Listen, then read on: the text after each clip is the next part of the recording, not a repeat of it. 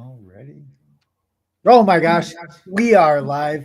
Holy cow. Great to have everybody on board. This is I consider this our best webinar yet, or the biggest value that we've been able to provide our audience yet. This is a big deal. I am pumped. Oh my gosh, thinking of how we were going to do this, I think we should do our normal introduction, then we'll dive right into it, Randy, You if bet. you don't mind. My name's Jonathan Geyer. I helped implement, speaking of government contracting, I helped implement the most successful veteran health information exchange in the United States. And I did this from St. Cloud, VA, right? Okay. And then, I won, we won some awards. I gave some international presentations. It was a big deal. I also coach a boxing class. We started streaming our boxing class, and we are at 330,000 views. Floyd Mayweather watches our channel. It's turned into a big deal, and I'm saying that because building people up, helping bring people into scary situations and be successful is what I like doing. It is my gift. It is a natural talent for me that I am leaning into, and that segues into government contracting and Randall Wimmer. Okay. Hey, thanks so much. And Jonathan, I'm working with Jonathan. We're just like I think we're a good fit because I launched Government Contracting Academy in 2020 after I sold depending on how you look at it, either my third or fourth company in the government contracting industry. And I had cleared all my non-competes. I had already made a bundle of money, and I was quote unquote retired. And first of all, I sucked at retirement. So I decided hey, let's do something meaningful. So my meaningful thing was to give back to the community because I struggled launching my very first small business. And there's nothing in the government contracting industry or market space that helps aspiring entrepreneurs have success in this industry. There's a lot of stuff from the government's perspectives where they tell you what paperwork needs to be filed and what databases you need to be in. But I'm talking about that entrepreneurial perspective. One entrepreneur sharing with another aspiring entrepreneur how to do it. Doesn't exist. So it took me years. It took me about 8 years to figure it out. And I stepped on a lot of landmines, and I thought I can go to the grave with these secrets, these hard-learned lessons, where I can share it. And I'm a veteran. However, my children, I didn't have children until I was a little bit later. So none of my children saw me serve or do anything other than just make money. And that really bothers me because there's more to life than just quote unquote making money, being the CEO, doing things. Now, making money is not bad. I felt like I did a lot of good as a CEO. We gave jobs and opportunities to people, hundreds of people. We helped give opportunities to groups who really needed the opportunities. 40% of my company were service disabled veterans. So we really tried to give back to the community as much as we could. So I felt like I did a lot of good that way, but it wasn't like truly what I would say giving back. So in 2020, I decided to launch Government Contracting Academy, initially as a nonprofit, but it flopped as a nonprofit. Nonprofits never work. If you really truly want to make an impact, nonprofit is not the way to do it. You want to make a social impact company because it has to be viable. It has to be self-sustaining. If you're always, asking for a handout or for begging for donations, it's never going to work. And then plus you also need the people who are receiving the information to value it. And one of the most obvious ways for people to value it is if they purchase it. Now, even if they purchase it at an extreme discount, that mere transaction makes it better for them. So I launched Government Contracting Academy in 2020 to help aspiring entrepreneurs. However, Jonathan convinced me not too long ago, he said hey, you're not just helping, the aspiring entrepreneurs, you're actually helping out our federal government, our state governments, our local governments, because the number of contracting and bidders have been declining. And this has been a trend that's been going back for a couple of decades. There are fewer and fewer people in this business segment, and it's impacting our government. People always, think it's the government does great and wonderful things. And, they look back in history where we put a man on the moon. NASA didn't put a man on the moon. NASA wrote a contract a request for proposal to have industry do it. That's what they did. So, the Department of Navy, they didn't build a single ship during World War II. It was our It was our industrial base. It was our industry that did it. It was our government contractors. Rosie the Riveter was a true hero. And now our society, our culture is starting to look down on government contractors when in fact they're a pillar of our national strength. I'm not talking about just militarily, I'm talking about just everything.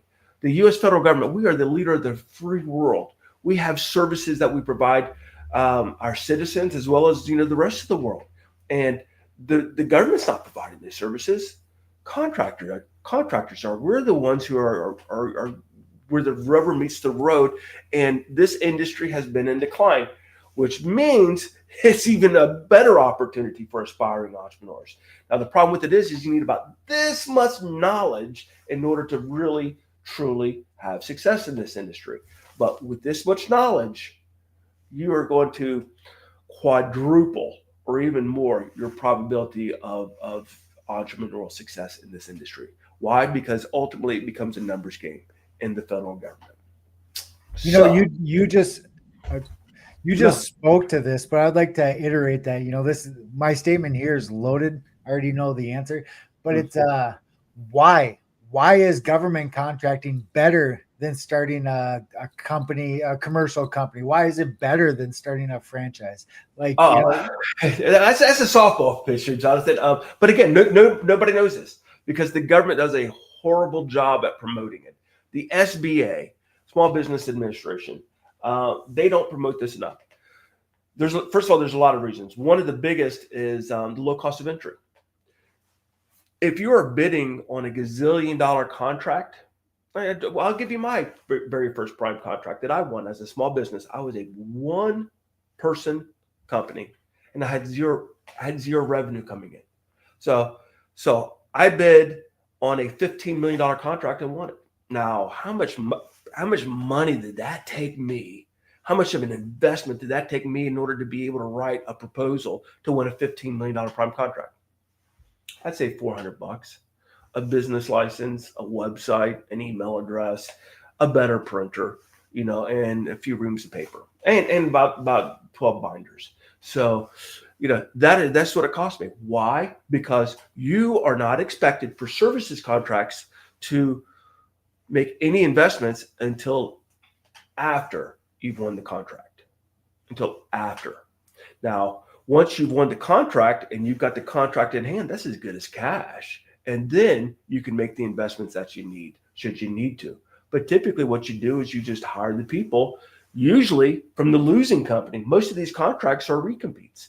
They're just ongoing services. So you hire the last company's employees because he no longer has a contract for them. You hire them, and then now you're skimming off the top. So it literally is that easy. So you got low cost barrier to competition because you don't have to do all this upfront investment like you would a startup in another industry like a restaurant. If you're going to do a restaurant startup, then you're probably buying a franchise. You've got to pay your facility costs, your equipment costs, your cooking material, your cleaning material, all that infrastructure. You're hiring a ton of employees. You're doing marketing, promotion, training, and then you're buying your ingredients and all of that kind of stuff. You've got well over $1 million invested before you can sell your first $3 hamburger. That is not the case in the federal government contracting industry. Like I said, you write a proposal, you submit it. If it wins, boom. That's when you might have to start making a few investments, but trust me, not in the order of magnitude of a startup in another industry. The other thing is the small business set aside program, where you do not have to compete against these large businesses. You are competing against peer competitors, small and new businesses like yourself. And here's the reality: they can't find enough small businesses of various types, because each different type of small business gets their own specific set asides. They can't even find enough of those qualified small businesses and all these types to give the full earmark to. Think about that. They are leaving billions of dollars on the table because they can't find enough qualified hub zone, historically underutilized business zone companies, for example, to give the full earmark to. And there's billions upon billions of dollars in earmarks for these set asides. So on my screen, I have the chat section open to Mhm. the right. So if you see me looking, that's what I'm looking at. And Dion Powell, we talked on the phone a little bit ago. He was one of the first cohort members. He says, soul sourcing, baby, which is So that is so true. That is so true. Sole source, if you are certain types, for example, an 8A program company, which is predominantly minority owned, the government can just give you contracts, literally give you contracts without any competition, and they're incentivized to do that. For a lot of socioeconomic reasons. Plus, sometimes the government can't go through the process of doing a solicitation that may take 6 to 9 months. So what do? They say, hey, we got an urgent requirement. We need to have it started like yesterday. So what they'll do is they'll do a sole source. They'll do a sole source contract to an 8A company where they can get started like as soon as possible. And like I said, it's a win-win for all involved. It's a win for the 8A companies, and it's also a win for the government because sometimes, like I said, urgency is paramount, and they need to get it started before they can do a procurement. Oh my gosh. So this is a series of 4. I did not put an end time on this when I scheduled. So if we keep going, if we're able to keep providing value, you cut it off whenever. I would like to speak to some of the elementary levels here. When we did that survey, our audience, they wanted to know the structure, like the basics, the elements of government contracting. And you touched on something that I personally found interesting when I went into government contracting. You're capturing the old employees. You're taking over the employees that are already in place. Would you mind elaborating on that? That's a big deal, and that's not. It took me a bit to wrap my mind around that, and I bet you it's going to be the same for others. Or it could be the same for others. It is. It's the biggest step forward because most people don't even know where to start. They really don't, and that's why I'm really excited about this four webinar series that we're doing. I call it a quick start. How to quick start your GovCon company or really any company. It's a process that we're talking about. But so I'm going to reword your question and say, Yes, sir. Instead of saying, could you give us like a high level strategy? I'm going to say, what's the first step? Because there's really 2 first steps. The very first step is you got to believe, and then it's believe you can do it. You got to demystify it. The second thing is you got to have a strategy. And so, with that, I'll just jump right in. I've created a few slides just to make sure I don't get off topic and start rambling here. So let me share screen. Let's do entire screen. Boom, boom, and let's go. Oh, here it is, way over here. Hey, don't look at all the different things I have open. So, okay, can everybody see the screen? Oh, yes, sir. Okay, you can see it. Okay, perfect. So, like I said, this is the first of 4 webinars. We're kind of discussing an entire industry, and it's impossible really to do this in any less than about 4 hours worth of content. Now, I used to do this completely backwards. With Government Contracting Academy, I used to take people through the entire program of how to do everything. And then I would say, okay, now let's get started. Well, I look back on that, I'm thinking like, well, Randy, that was kind of stupid because some of these things, for example, market penetration takes a little bit of time. So what we're doing now is we're trying to get people with their fishing line in the water as soon as possible for those market penetration opportunities, because that takes time. So you can be fishing while you're learning. And I think that's the best way to expedite your success. Now, here, let me get this out of the way. So this right here is the first webinar is defining your company. This right here is the strategy piece of this. And here's the reality. Most startups fail because they get this part wrong. It's where most startups fail. This phase right here. Now, here's the good news. You don't have to be perfect to get started. But in order to be able to grow past market penetration, you got to get this right. There's 2 broad strategies that I discuss. One is what I call the sniper strategy. You've got to know exactly with pinpoint accuracy what you want to do and who you want to do it for. But for market penetration, you can use the shotgun strategy. If it moves, you shoot it, and it's good enough to get your foot in the industry, and in order to be able to start to grow. So webinar number one is going to be defining your company. Is that business strategy.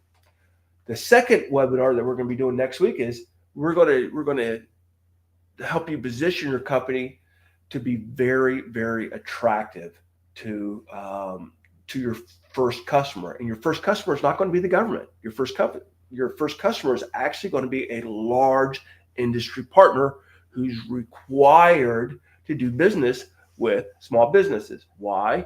Because the small business set-aside program forces them to give 29.43% of their large contract awards to small businesses. And then there's specific set-asides within that 29.43%. This prime and subprime, that's an elemental deal that's could be worth highlighting. Oh, that's right. Man, thanks, Jonathan. That, because sometimes I talk too quickly and I don't go into the detail that I need to. There's only two ways to make a dollar bill in this industry. You can either be a prime contractor where you have the contract with the government, or you can make a dollar bill as a subcontractor. That's where you're supporting a prime contractor. Well, when you're starting out, the only realistic way to get market penetration is as a subcontractor, where you are working with a prime contractor or a prime bidder who's bidding on a prime contract. And you'll want to work with them because they will have the highest probability of success. And then when they win that bid, then they'll give you the subcontract, that teaming agreement that you're going to sign with them. That bid teaming agreement becomes a subcontract. So that is how you're going to find your market penetration, is through a subcontract initially. Now, these large prime contract bidders, again, they have to find specific types of small businesses, and they also have to win the contract. So you give them what they want. You become one of those hard to find small business set-aside types, and you give them corporate credentials that your company has that adds value to their bid effort, that mitigates the risk of you being a small business. Then the next webinar we're going to be talking about is looking legitimate. Your website is your identity when you're starting out. It's, nobody goes to brick and mortar anymore. If the company's researching your business to see if they want to partner with you, they're not looking what your physical address is and going to where that physical address and looking at your building. They don't do that. They're looking at your website. And here's the deal. Your website can look just as professional as IBM's. Why? Because it's coded in HTML, just like every other website. Therefore, there's nothing keeping you back other than effort and know-how of creating a website that looks like every other $500 million company. So that's the goal. Your website, your online identity should look just like every other $500 million a year company. So I say that tongue in cheek, but not really. Because it can. You can do that. And then the final webinar is massive outreach. So once you've already defined your markets and your business strategy, and you become that hard to find set aside with those corporate credentials that add value to a large business bidder that you ultimately want to seek a subcontract from. And when they go research you, you're looking 100% legitimate, like a very ultra mature small business. Then what you do is you got to tell everybody your good news story. You got to tell everybody. Again, this is a numbers game. Right now, go ahead. If you don't mind me jumping in there, the last point before you go into the massive media outreach, making it look like you're a big company. And I've been in the course for 3 years, and I'm setting the stage. I have a pretty good idea what to build up. And this is something that I personally think is a big deal. What is the game plan as a small business trying to find the primes? It's looking like a big company. Do you mind highlighting that, emphasizing a little bit, because that's what's the hard part of getting into this as a small company. It's looking like a big company, and that's a strategy all by itself. I promote how you're able to add strategies that are not available elsewhere online. I personally consider this one of them. This is something I heard you say. I haven't heard any other government contracting, whatever you'd want to call it, boot camp support. Like this is Randall unique. Well, here's the deal. This is one of the best kept secrets going. The easiest way to look ultra mature is become one of the top 1% of U.S. businesses in the United States. And how do you become one of the top 1%? Well, you get it through a corporate credential. ISO 9001 quality management system, less than 1% of U.S. companies possess. ISO 9001 quality management system. Now hear me out, because this is how you're going to present it in your proposal. When you are ISO 9001 quality management system certified, you have been audited by an accredited third party and been found fully compliant with the globally accepted best practices for quality management. Now, that is a mouthful. That is bona fide proof that you are one of the most mature businesses. I'm not even talking about small businesses. I'm talking about businesses in the United States. Less than 1% of U.S. companies possess an ISO certification. Get this, less than 0.1% of U.S. companies possess 2 or more. They're like college degrees for your company. And right now, when you're a startup, you lack that.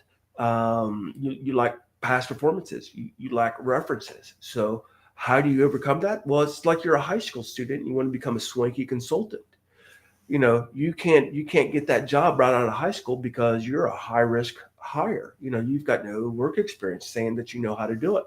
So McKinsey and Deloitte and Boston Consulting, they're not going to touch you with a 10-foot pole. But you're a smart kid, so you go to you go to Harvard and you get an economics degree, and then you go to MIT across town, and you get a comp sci master's degree, and then you sit for a certification or 2 or 3, and now all of a sudden you start applying to those swanky consulting jobs, and you got people standing in line. You still don't have any work experience, you still don't have any references, but those credentials, those personal credentials called degrees, now make you extraordinarily low risk to a hiring person. So that's what corporate credentials are. So if you want to present yourself as looking ultra mature, bigger than what you are, what you do is you have corporate credentials tied to your company. And that puts you in that elite stratosphere of small business or big businesses, regardless of size. The other thing is you got to present yourself as a thought leader. Now, that's personal branding. You as the founder, you can market your company. If you are really good at, networking and being perceived as a thought leader within your own community, then you are your best company's marketing asset, because now people are going to listen to you and it's going to rub off on your company. So those are the things that you do. And there's ways that you can do that on your company too. For example, on your company website, case studies. I love case studies. If you discuss a case study that shows a real world problem and how your services and your solutions resolve that issue or improve it or prevent it, and you're presenting yourself as being extraordinarily knowledgeable of the current issues. You're making it real to a potential buyer. Like, oh my gosh, I didn't really understand what they meant by that, like portfolio management. But now I understand. That's actually what we do. We actually need that. And then what you do is you present your services as part of a comprehensive, integrated solution to add value. So I'm a big proponent of case studies on your website. Going along those lines, to go back a couple of sentences to the ISO docs, what skill level, what personal background, personal capabilities are required to maximize on receiving the ISO certifications. And basically what I'm fishing for, where is the bar to entry to get Okay. this extremely beneficial thing to help out? This is what's crazy. The ISO organization, they have they have a philosophy that most people don't understand. Most small businesses say, I can never get ISO certification because I'm so small and I'm this and that and the other. ISO, their philosophy is that your ISO program complexity should reflect the size and complexity of your company.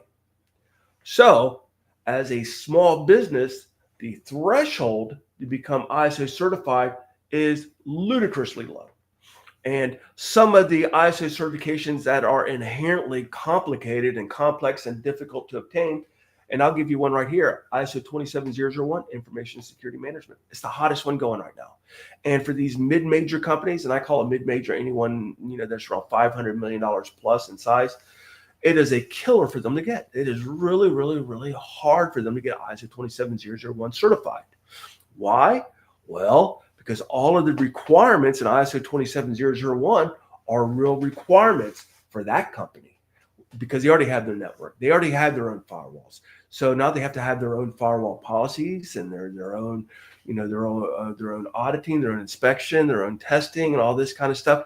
Where if you look at a startup company, a one-person company, all you need to have is a policy and procedure in place for when you do have your own firewall, for when you do have your own cloud, when you do. So most of ISO 27001 is a paperwork chase for small businesses. But as you grow and those requirements become real requirements because you've grown into them, then you've already got the policies and procedures in place, and it's a lot easier to implement. So ISO 27001 for a small business is one of the absolute easiest certifications for a small business to get, but it's absolutely one of the hardest for a big company. So all these big companies, they're looking at you and thinking, like, how in the hell did you do that? Wow, you've got something going on. You've got the secret sauce. So, so the threshold for getting ISO certifications as a small business is very, very, very low. There's only just a couple of requirements. Everybody thinks that, well, I don't have any revenue coming in. I don't have any customers. This is all you have to do in order to become ISO certified. One is you have to have policies and procedures that align and meet all of the requirements and the standards. That's something that my company does, is we actually provide you those policies and standards and customize your company. The second thing is that you have to be in operations and following with auditable proof that you've been following those processes and procedures for 3 months. That's it. You don't need to have employees. You don't need to have revenue. You don't need to have any of those things. You just have to be in business, operating for 3 months, following the processes and the procedures, of which 95% of them won't even apply to you, only a handful. So it's actually easy to obtain. And that's something else that we do. We actually help you create those auditable records. In fact, we create them for you. So that is how easy it is for a small business to get ISO certified. Would you agree, perspective wise, it is easier to get these ISOs, these amazing, awesome, golden kind of certifications just starting out, like to, and now's the time to get essence. Yep. Now's the time to get them. It's kind of like you want to grow into it rather than grow. Well, here's the other thing too, and I'll talk about this in the third webinar, ad nauseum. But I couldn't have grown without them, because they actually mature your company. If you start doing things willy-nilly, you'll never grow. You'll never grow because it's, you're too chaotic. Just think about this. Think about, most of us have worked with a big company. There's infrastructure there. There's employee handbooks. There's policies. There's manuals. There's this. There's roles and responsibilities. That's what ISO 9001 quality management system is. So if like I said, we give you all those documents and processes, procedures, manuals, all that kind of stuff to you, so you have it starting out. Now, if you don't have this stuff and you're not using like something like ISO 9001 to create that infrastructure for you, you'll never catch up.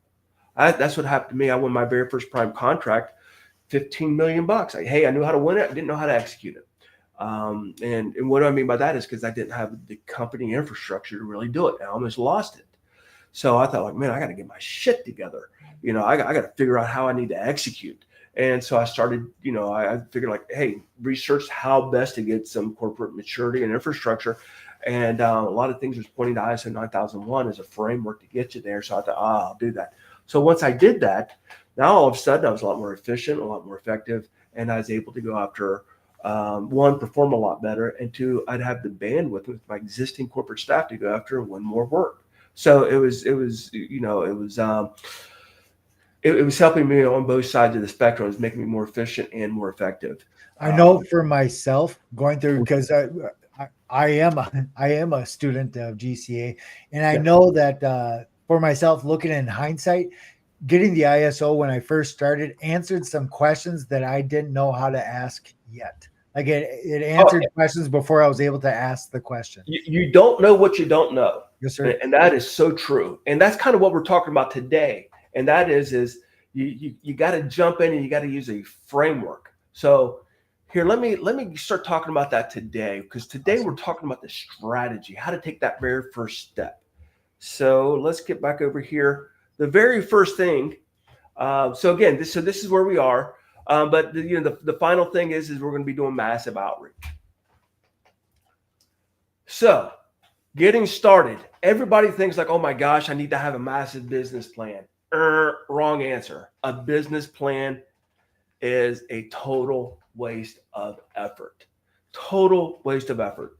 And everybody starts with the same thing. Oh, I need a business plan. I need a business plan. 99.9% of all small businesses never even refer to their business plan to actually help them with their company.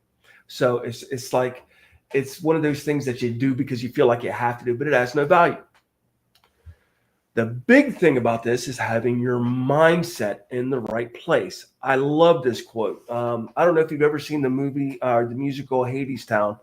My kids hated it. I liked it. But this is the lyric. I'll tell you where the real road lies, between your ears, behind your eyes. That is the path to paradise. Likewise, the road to ruin. Basically, what they're talking about, what Hermes is saying is your mind, your mindset is the path to paradise, or it's the road to ruin.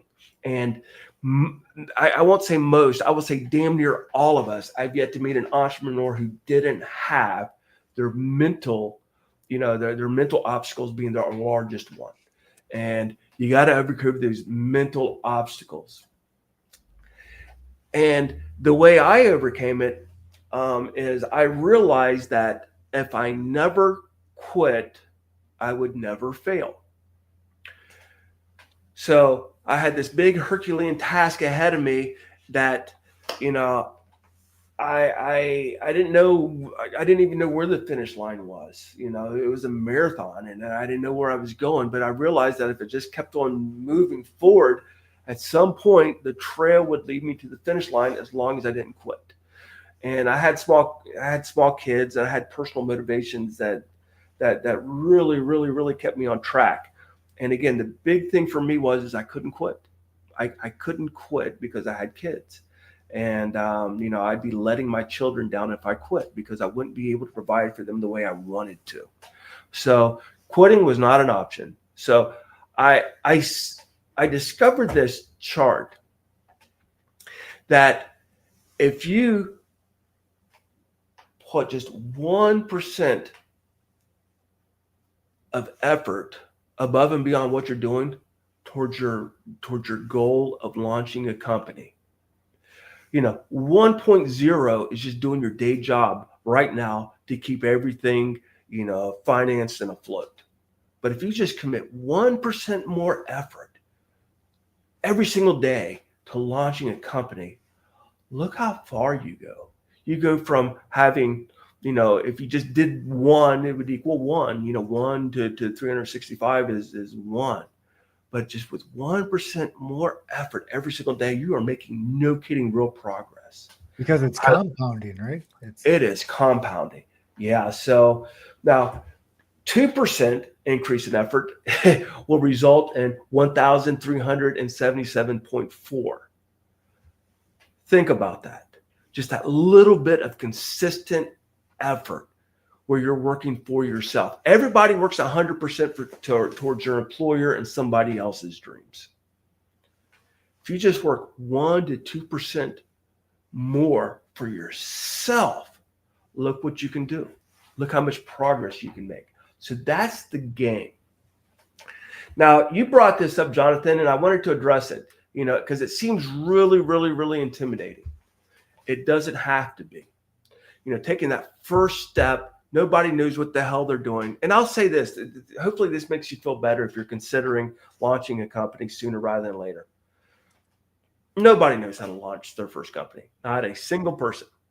So that makes now the best time in the world to do it. It's not going to be any better or worse than you waiting 6 months or 6 years to do it. You'll never know enough to launch your first business. You'll never know it. So that should give you every single reason in the world to just do it, because there's no additional value in waiting and waiting and waiting.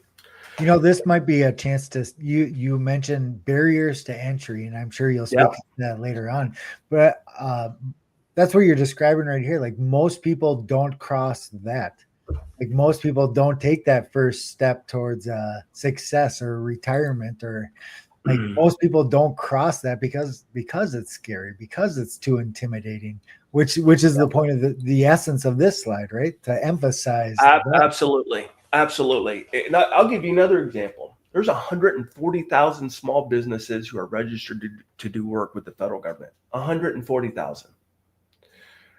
When I bid on my very first prime contract, there were only 7 of us who bid. Now, it was a $15 million prime contract.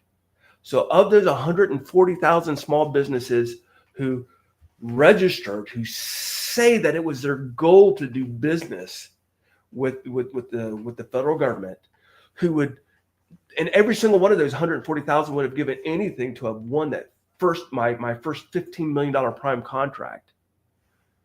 Only 7 ran in the race to win it. Only 7.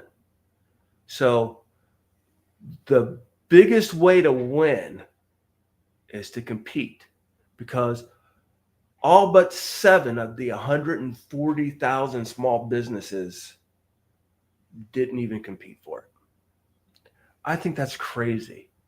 You eliminate 140,000 competitors just by competing, just by showing up. It's the easiest thing in the world to do, but yet it's the one that holds people up from being successful. That's what our webinar series is touching. It's touching that, or it's poking. Oh, absolutely. Get in the ring. Get in the ring, because if you get in the ring, you have a 1 in 7 chance of winning. If you don't get in the ring, you have a 0% chance. You're just one of the 140,000 spectators dreaming about success. So, but you don't have to start out big. This right here was my first company's office for over 4 years. Now, again, I screwed things up left and right. If I was to do it now, I could accelerate this thing. I wasted 8 years trying to figure out how to be successful. Now, that's the whole reason I launched Government Contracting Academy, to reduce that 8 years to 8 months or less, for people. So, but this right here was my first company's office for over 4 years. And I ultimately sold it for that company with these humble beginnings for 8 figures. This is where I wrote my very first proposal. It was in a Starbucks or my kitchen table after the kids went to bed, And again, that won me a $15 million prime contract, which I kept over a 33% profit margin and netted over $5 million in profit. That was just my first one. My first company won nearly $400 million in prime contracts before I sold it. But that first $15 million one, that was the game changer for me. And that helped me in a lot of different ways. So so you would agree you didn't start this with any magic dust or any some secret advantage. Nope, just a normal guy jumping into the ring. Just a normal guy doing this. And like I said, I would, whenever I learned something, whenever I researched something, I put it in my accordion folder right here. I dragged it to Starbucks with me. I dragged it to the library. Dragged it to my kitchen table. Wherever I dragged it to work. Sometimes I'd go to work a couple hours early, and I'd work on I'd work on my company, my dreams for a couple hours before I worked 8 hours for somebody else's dream. And so I kept on doing that day after day after day. And again, I was doing it stupidly. I didn't know what the hell I was doing. And I stepped on every single landmine you could possibly step on in the entrepreneurial minefield. So, I did it the hard way. I cleared that minefield by stepping on all the mines, and that's not the way you want to do it. You want to avoid them. But the deal is you got to get started, and nothing ever happens unless you have a goal. Now, you have a dream, but that dream becomes a goal if you write it down. So write it down. And you got to think about it. And I call it dreaming with consequences. Think about what all the good things that can happen if you accomplish that dream. And now think about what everybody's missing out if you don't. And that was the big motivator for me, is I had to make this thing personal. This wasn't just a dream where if I wanted, that'd be great. Just like playing the lottery. If I didn't launch a successful business, my children would suffer from it. They wouldn't have the opportunities that they would have if I was successful as a business owner. That's a fact. And I thought, like, is my laziness, are my fears going to keep my children from having what I wanted them to have? And so that was my motivation going forward, is I really wanted to do that. So I wrote down goals. My wife gave me a paperweight, and I have it somewhere. Let's see if I still have it right here. It's you can see it behind me. It's like, what would you do if you knew you would not fail? Now that's a hell of a statement. Yes, sir. That's a hell of a question. That's a hell of a question. What would you do if you knew you would not fail? Because what that does is it takes fear out of the equation. Fear is what keeps us from realizing our dreams. So if you take fear out of that, you think, well, what would you do? Well, hell, I'd launch a company. I would do it now. It's like, yeah, but you're going to fail. Oh, I better not do it now. So you got to take fear out of that question, out of the equation. The next thing is Randy, before the next thing, you just spoke to the motivation of taking care of your kids. Yeah. You're helping me take care of my kids, and I'm making a point. So you're not able, I don't believe you're able to see the comments that are happening in the thread. I asked our fellow cohort members, the previous cohort members, to join to help promote this. And we have Dion's making comments. Reggie just Reggie. Okay, Reggie. Brandon's on. Oh my gosh. It is cool to see the support you have backing you right now. I'm going to read this one from Reggie. Good afternoon. I am a GCA student, and Randy suggested a good book called The Magic of Believing. Great book, highly recommended, helps with mindset. And he spoke to that 30 seconds ago or a minute ago when you were, when you were on that topic, the leap. Oh, this is so cool. Oh my gosh. Yeah. Yeah. I'm seeing crowds rallying behind you. Oh, well, I appreciate that. So, well, that's I appreciate you guys doing that. So I really appreciate that, because I feel like this is an opportunity to help out other people, and like I said, to help out the industry. But here's another book too. It's titled "Good Enough to Launch Your Company." It's a book that I wrote, and it covers the material that I'm trying to get through today. But I keep on getting sidetracked. Yeah, Jonathan. No, but it covers creating the business strategy. But what it also does is it also covers the biggest obstacle you're going to have to launching your company, and that's the mental obstacle. You got to overcome that. You are good enough to do it, because I'm not going to mention his name because some of y'all may know him, but I know of an executive, and he was being kind of, I used to work with him, and he was being very critical of this one small business owner thing. Like, man, what an idiot she is. And I looked at him. I say, you and your Ivy League education, I said, are watching a person who's walking out there getting into their luxury SUV BMW and drive to their multi-million-dollar house is what you're doing. Her and her capabilities are trumping you because she's doing it and you're not. She doesn't have your education. She doesn't have your capabilities. but she's got the drive. She's got the belief that she can do it. And she's the one who's being successful. You're the one opening the door for her, because she's a teaming partner. You're an employee. I wouldn't be so critical of her. She's getting it done. So the reality of it is it doesn't take that much ability. Believe me, I'm not the most capable person out on the street. I'm not the sharpest tool in the shed, but I've had some semblance of success, in the federal government contracting industry. Why? Because it's not really about, those things. Yeah, if you're smart and you really do your hard work and your grit, all that kind of stuff, you're going to be successful. But what it really comes down to is are you, and most of the time, are you brave enough to do it? Are you going to step into the arena? Now, once you step into that arena, here, let me kind of get through some of the things that I need to talk through. To kind of talk about this strategy. So let's talk about that again. Let's get in this strategy. So your business, you're not looking for a business plan. You're looking for a framework.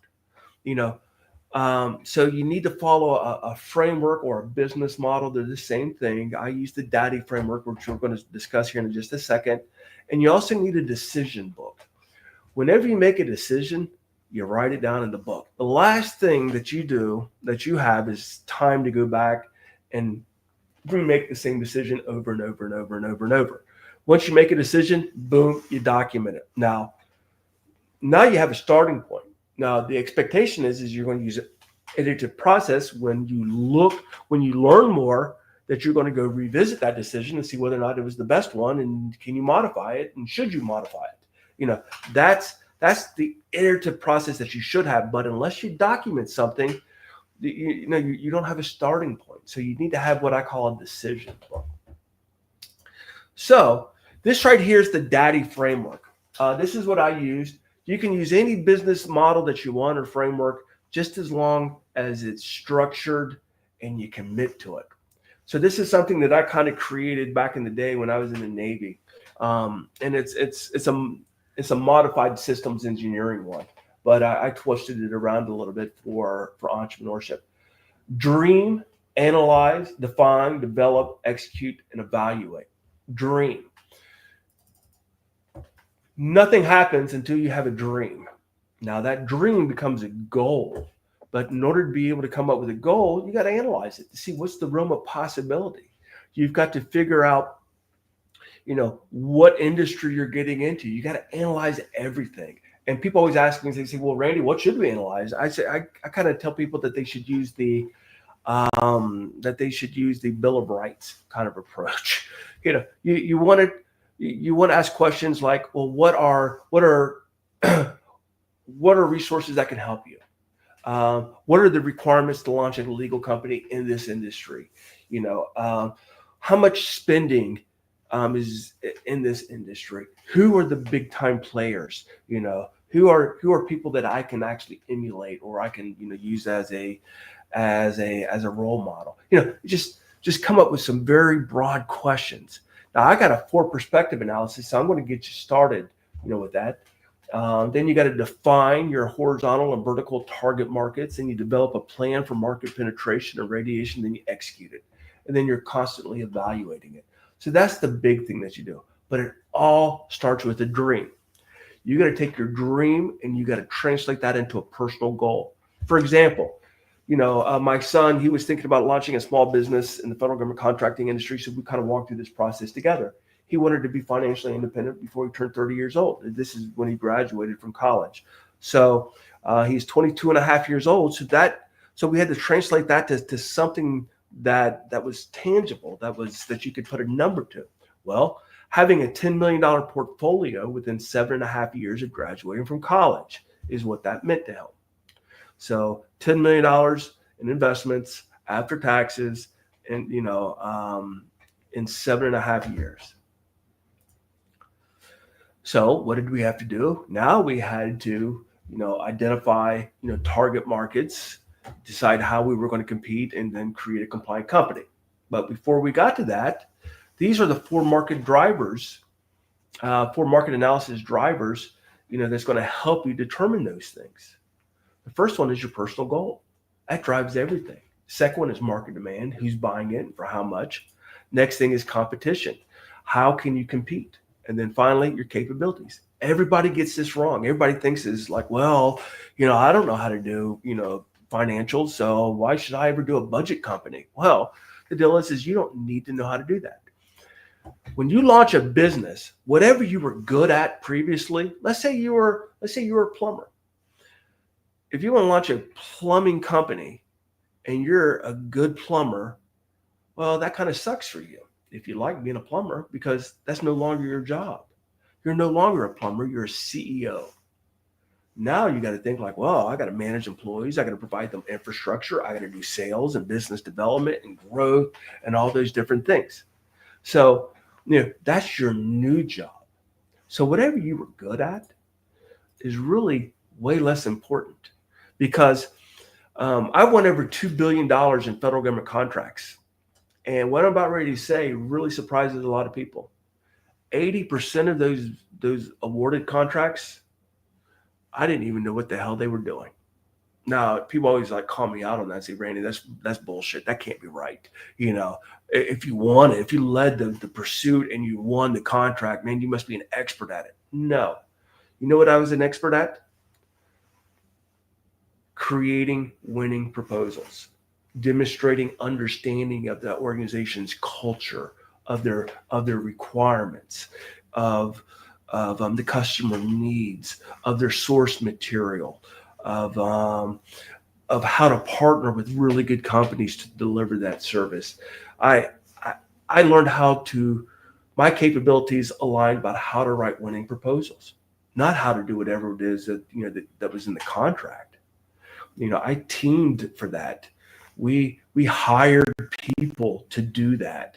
That should never define exclusively your company. So you got to go through here. What are your personal goals and why is it important? Well, it all depends on what your goals are.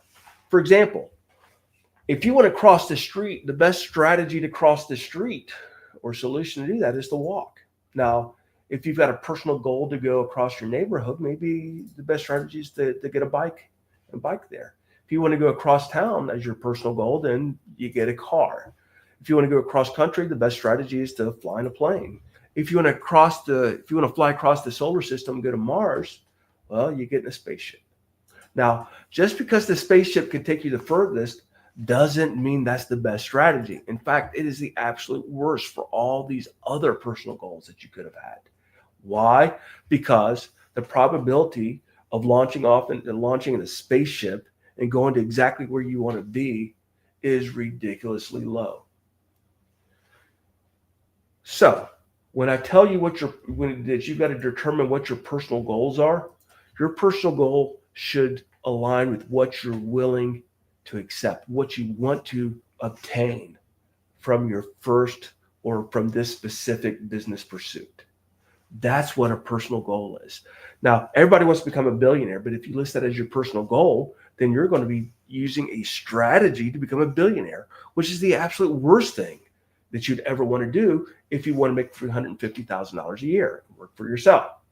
If you want to make $350,000 and work for yourself, I'm going to tell you become a 1099 employee. If you want to make $500,000 a year, I'm going to tell you to focus exclusively on subcontracting, where you are embedded with your bid, with your contract team. If you want to become a millionaire, I'm going to tell you to, expand your subcontracting. If you want to become a decamillionaire, I'm going to tell you to go after prime contracts. Now, if you want to create no kidding wealth, there's then what you're really doing is you're committing to what I call an equity strategy. So equity strategy is basically where you're creating value in your company, ultimately to sell. So, I kind of just discussed, the risks associated with having some of them. And here I'm talking about each one of this, the equity versus income strategies. Now here's market demand. What you need to do now, once you've already figured out what your personal goals are, now you got to figure out who's buying what. That's easy to do. There's a ton of websites that will tell you what government organization is buying what, and they do that by NAICS codes. NAICS codes are like the Dewey Decimal System of different types of activities. So you got to get really deep into NAICS codes, and you got to learn that language. That's a quick Google. It's like, just Google NAICS code, NAICS,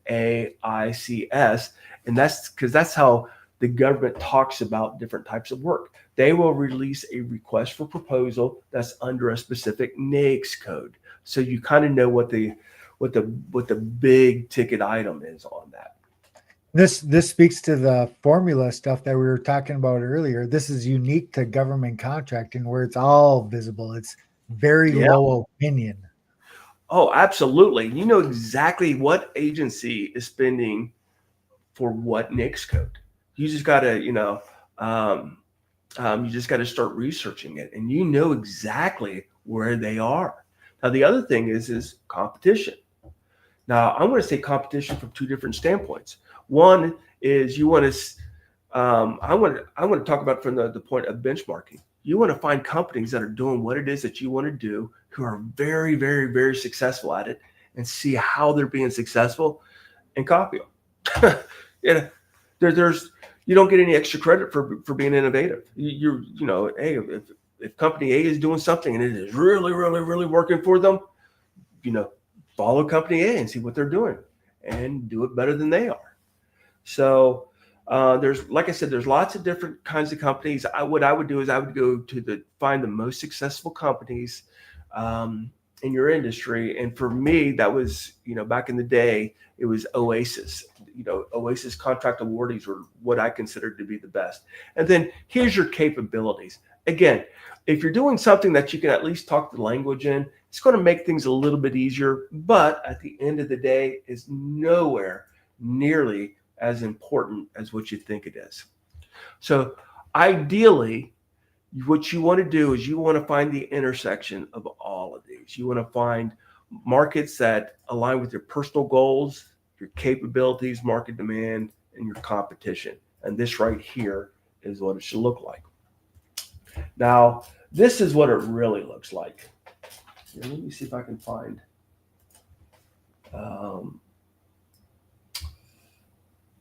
It's really. Well, anyway, oh, here it is. No, that's not it either. Well, anyway, I was going to show you a graphic where this is a little bit more to scale, but it doesn't really matter. So now the question is once you find out that intersection of these goals, you also want to figure out the easiest ones to compete in. Now, this is where we're bleeding over into the next week's topic, and that is give these large prime bidders exactly what they need in a small business partner. What do they need?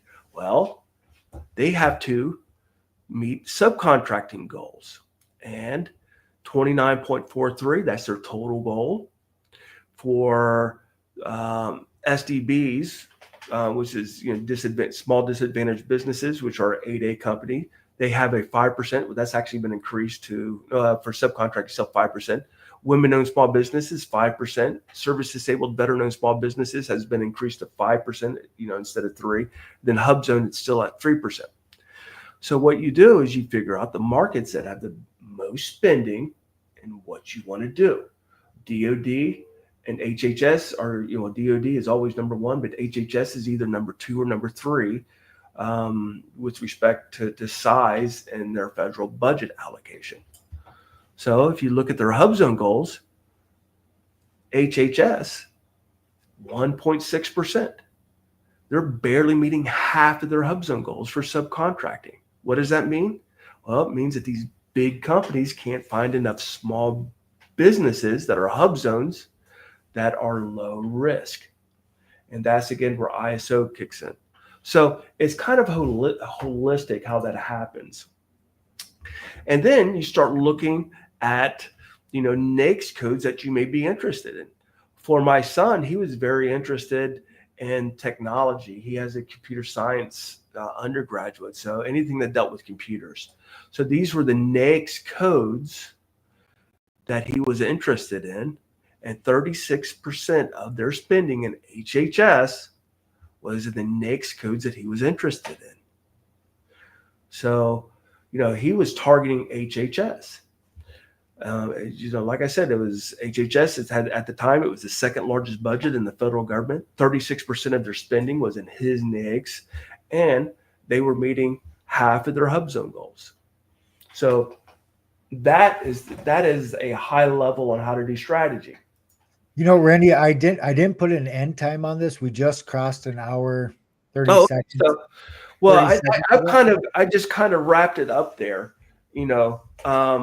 where it does. That's the quick and dirty. But here's the deal: you don't have to get this right perfectly, and the reason why that is because your first market penetration is going to be via subcontract, and these large prime contract vendors, as long as you're close, you're in the ballpark, that's good enough for them.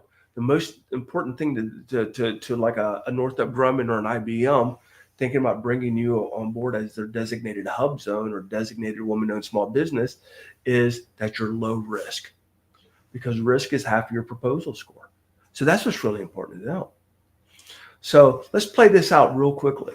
Let's just say you're an IT person, you get into it. Well, try not to fish off the pier like everybody else. Let's say you're service disabled, better known small business. Well, most service disabled, better known small businesses, they kind of loiter around the Department of Defense. Well, if that's where all of your competition is, in the Department of Defense, get the hell out of Department of Defense. There's a handful, if that, trying to support HHS. And they have just as much IT and HHS, Health and Human Services, as they do in DOD. So get out of DOD, get into HHS to do anything IT related. And then get a couple of corporate credentials, ISO 9001 and ISO 27001. Now all of a sudden you're in the top 0.1 percentile of your competitive peer group, SDVOSBs, competing in an area where they can't even find enough to give the full earmark to, and you're in the top 0.1 percentile of them. You're a no-brainer. And then what you do is you create a really rock-solid website that looks just as sharp as any other $500 million a year company's website, and then you do massive outreach. You find all the companies that are pursuing HHS work, and then you target their business development executives, and you send it out to thousands of them, either an email and LinkedIn, messages saying like, "Hi, Bob, I'm the CEO of an ISO 9001, ISO 27001, service disabled, better known small businesses, and we are targeting the, HHS. I would love to meet with you to learn how I may become one of your trusted partners." Now, he's not going to know that there's 0.1% of you. He's just going to know that he's never seen an SDVOSB pursuing HHS work that does IT stuff, who's got 2 ISO credentials. And that is how you get your subcontracting agreements. They're going to say, "Oh, we'd love to have you on our bid team. We're bidding on this big contract." So you join their bid team. They're leveraging your ISO credentials to show that you are a low risk small business partner, and you win. Your team wins the contract, and you get the subcontract from that. That is the game. That is that is from cradle to grave. Now, we just focused on that first part where you got to figure out what it is that you want out of this. Now, I'm assuming that everybody's going to want to at least get some subcontracts going. So everybody should want at least $500,000, a year in income, leading to potential wealth, because that's the starting point, for all but one of those goals, that I kind of alluded to earlier. No. Well, I'm going to switch into boxing coach mode just a little bit here. In the grand scheme of things, on a very, very high level, we are helping America. It sounds cheesy to say, but this is factual. right now the industrial base, the American industrial base is at a low, and that's how we started off this webinar. And what Randy and I are doing here speaks to that, right? So what we need, boxing coach wise, we need people to show up, right? To show up, to do the work. In terms of figuring out what to do and how to do it, that's where Randy can help. He's already done it. $2 billion. His past performance speaks to his ability to help guide you in that. What we need is people to show up, right? Perfect. Yeah, like I said, because there's one last thing I'm going to leave this with Yes, sir. the book, because like I really did this quick and dirty. Entire screen. If you haven't, and I'm not saying this is the best book in the world. Believe me, I know it's not. I know it's not. However, it's just one of just a very, very, very few number of books that My are wife loved it. regarding how to launch a no kidding FedGov contracting company. And that's the reason why I wrote the book. I wrote the book because there's nobody else's, no real entrepreneurs are writing this book. And the reason why is because it doesn't sell. Nobody wants to hear about how to launch a GovCon company that's going to make you a decade millionaire. Not when they can read a book by a billionaire or a celebrity CEO or one of these self-help gurus like Tony Robbins. This is boring shit. This is like, oh, dude, I got to learn about NAICS codes. Oh my gosh, and I got to learn how to write a proposal. That sucks. Now, nobody buys that kind of book. They want to buy books where all you got to do is learn your why, and because you learn your why, they're going to imply you're going to become stupid wealthy. Because there's no work associated with that. I call that daydream heroin. They sell books that make it really easy, that make it seem really easy to have all kinds of success without ever telling you how to do it. They just tell you, oh, you just got to know your why. There's no I in team. It's crazy. It's like these diet companies. They say, hey, drink this milkshake and you'll lose weight. It's like, that's not going to happen there, buddy. I drink milkshakes, I get fatter. I don't get skinnier. You should be telling me to get off my lazy butt and go jogging. But nobody wants to buy a book that's going to tell you to get off your lazy butt and go jogging. They want to sell a product that, just no work involved whatsoever. So this book right here tells you that you're good enough if you're willing to put yourself in uncomfortable situations. If you're brave enough to put yourself in uncomfortable situations, you will be successful because it's a numbers game. So I just wanted to share that book with you. It's 99 cents on Kindle. That's the cheapest I'm allowed to sell it for. That covers Kindle's expense. Paperback is $6.99. That's the cheapest I can sell it because that covers their printing expense. So, and it covers the process associated with launching a successful company. Oh my gosh, we are at the end. Quick question from Dion. He's wondering how he can get a copy. He said the graph. I just noticed this comment a second ago, but are we able to provide our audience some of these slides? Yeah, let's do that. So we'll get you a copy of the slides there, Dion. Perfect. Holy cow, this was awesome, Randy. Oh my gosh, thank you for your time, and I look forward to seeing you on Tuesday at noon Eastern when we do it again for part 2. What is part 2? Part 2 is differentiating your company. Oh because you don't want to be one of 140,000. You want to be one of 10, one of 15. So that's what we're talking about next. Holy cow.